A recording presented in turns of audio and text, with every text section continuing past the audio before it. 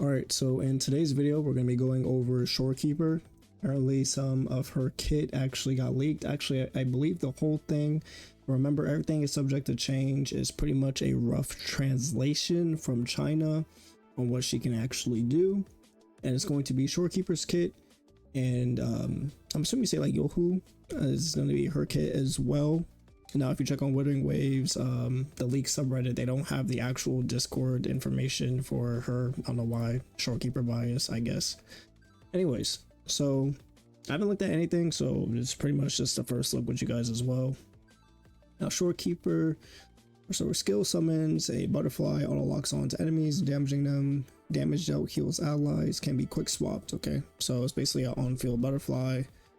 Okay, Forte circuit, every basic attack generates a cocoon near enemies. After a amount of seconds, cocoon will turn to a blue butterfly, automatically locking onto enemies and damaging them. After dealing damage, increases attack percent, has a stack limit. Okay, so a certain amount of attack can be increased that lasts for X amount of seconds. When Forte gauge reaches maximum basic attack, generates more cocoons. There's a limit to the amount of cocoons simultaneously present on field. Obtain 14 gauge after every basic attack.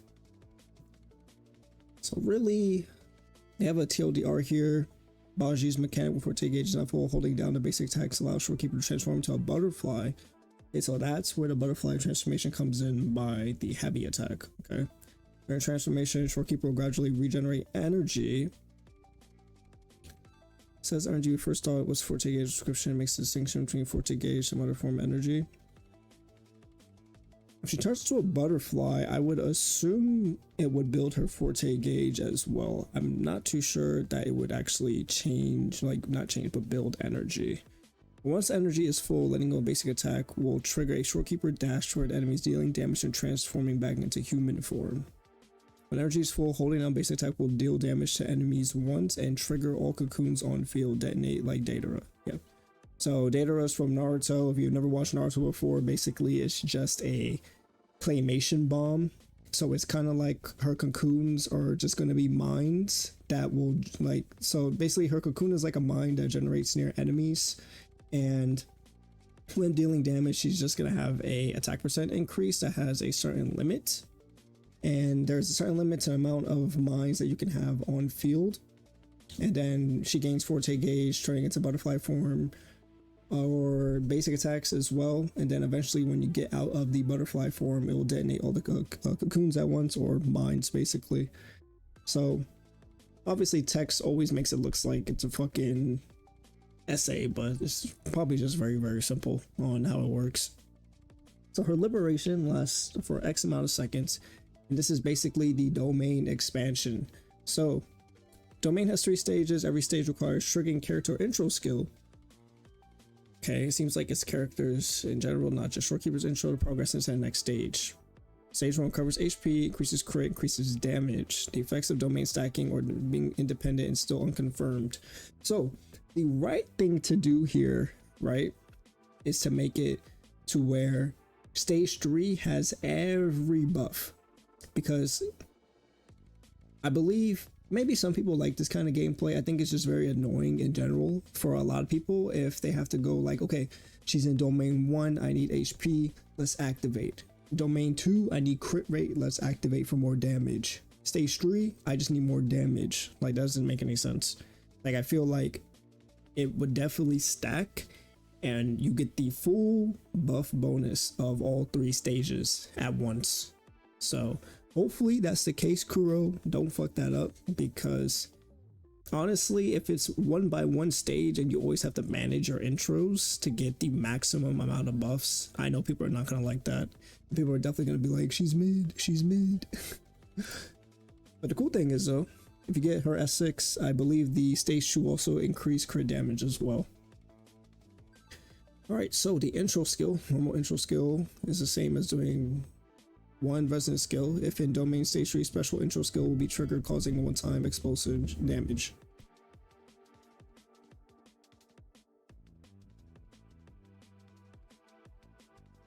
Okay, and then the outro is damage amplification for X amount of seconds. At the same time, summon 2 butterflies that will float around the on-field character. When on-field character is hit, consume Shorekeeper's HP, automatically trigger perfect dodge. Okay, so this is how the perfect dodge mechanic actually works. So when she goes off-field, she'll give a damage increase for amount of time. And then when the character is hit, Shorekeeper will take the damage, and Shorekeeper is able to die off-field. It's not going to be a case where if you take a fatal hit, she's not going to die. Shorekeeper will die, and she will not be at like 1 HP or something. But she will consume her HP to automatically trigger dodge, and then on-field characters' next attack is treated as a counterattack or a parry. So it seems like it's going to be the parry attack, and that's why Shang Liao got buffed. And every time Shang Liao does dodge, she automatically does the next hit that will actually contribute to his forte stacking. So all in all, let me know what you guys think about her.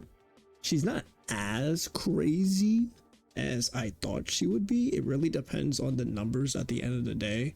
Like, it's okay. And I think with Shorekeeper, if you guys were keeping up with the leaks, her dupes actually increase her buffs. So I'm hoping this is not a whale support where she's like fucking god if you have all the dupes for her, but she's kind of, you know, not the craziest thing. If she's S0, obviously she's going to be good to have, right? Like, you know, just in general, right? It's a character that can increase crit rate and damage, like kind of just have to pull that, right? Helps you with stat lining. But I already know people are going to complain if she just has dupes that just like, she already has a crit damage buffing dupe, right? So hopefully it's not actually insane, because if she gets like a liberation damage on one dupe, resonant skill damage on another dupe, that's going to be fucking insane. And she's going to be my first S6 character. Fuck. Alright, so Youhu. So I'm kind of excited for this character, just because it's a 4-star finally, and I don't know. She has like RNG gameplay, and I need something else in this game rather than doing the fucking 1, 2, 3. Okay, so her resonant skill deals damage once and leaps backwards, then Gamba rolls lottery once. Okay, so I guess it's just roll. It's like a damage rolling. Okay, Forte Circuit. When you are gambling, like gamble rolling, will randomly select one of the props. Okay, I think obtaining a prop when doing basic attacks. She will perform special attacks based on the props and gain special effects. Some of the props will have her perform range attacks. Okay, no mention what special effects they have of us now. The prop obtained will last a certain duration. If the prop is not used, it will probably be replaced by the new one after you gamble again. You obtain the same prop twice consecutively. Aside from the enhanced attack, holding down basic attack also triggers a strange brawling attack. Okay. Yeah, the gambling is kind of fucking wonky here. Also, fucking everything in her kit actually triggers like a gamba roll. I don't know. I just think it's just really interactive just to have something like this. Like, it's just cool to have, I guess. Then a Resonance Liberation deal AoE damage to enemies and allows you to choose any of the 4 props. Time is stopped during this period. And then intro skill deals damage and you gamble. Outro skill. Coordinated attack amplification for the next character you swap into. Could be for her whole team as well. That's what I was thinking. Yeah, this is when, I mean, most people are probably just going to use her for the outro skill, right? But what's funny is that this is actually a Jinhsi buff. Like, literally, though. Like, if you guys actually think about it, if you go Youhu, right? And then you swap into Jinhsi, right? And then you liberation with Jinhsi. Now, Jinhsi has a coordination attack damage buff for her liberation skill, which makes the Jinhsi comp even stronger. So you're gonna want to use this character. Now, I know how people feel about these kind of characters in their gacha games. I think it's cringe as fuck. Like, who fucking cares? Like, if it's a good character, just fucking use it. But it's a coordination attack buffer. Jinhsi is fucking eating, absolutely, because Jinhsi is already pretty strong on her own, and her getting a dedicated buffer for coordination attacks for Jinhsi team comp, that's actually pretty fucking cracked. I'm not gonna lie. And I wonder if the coordination attacks I'm pretty sure it works how like the coordination attacks apply to the character when they're on field and still off field, because the hits are from that character that was buffed already. Like, oh my god, bro, Jinhsi comp is actually kind of fucking cracked, bro. Anyways, that's gonna be it for today's video. Thank you guys so much for watching this one. I know we are already into 1.2, but I mean 1.2 is kind of done. I mean, a lot of us already fucking speedran that shit. We're just doing the fucking festival right now. There's nothing else really going on until phase 2. So hopefully there's some more leaks that came out.